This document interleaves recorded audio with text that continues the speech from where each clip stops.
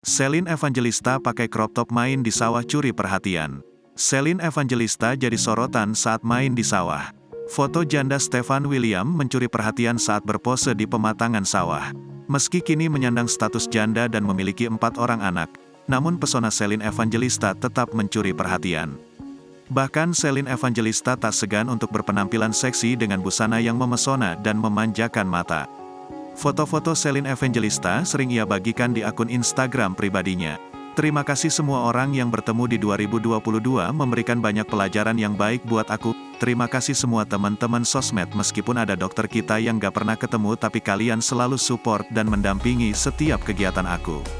Aku terharu bahagia, terima kasih buat semua ya Tuhan. Semoga tahun depan kita bisa menjadi pribadi yang lebih baik, bekerja lebih baik, lebih bahagia dan selalu sehat. Maaf atas semua kesalahan baik yang disengaja atau tidak selama 2022 ini. Semoga kita semua bisa belajar lebih baik dan lebih bijak lagi di 2023. Sampai ketemu tahun depan teman-teman, tulisnya dalam caption. Terlihat ibu 4 anak tersebut sedang bermain dan berpose di tengah sawah.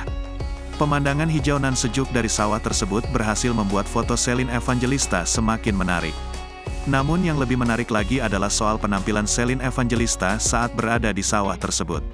Saat itu Celine Evangelista tampak menggunakan smoke crop top berwarna dasar putih dengan detail motif bunga.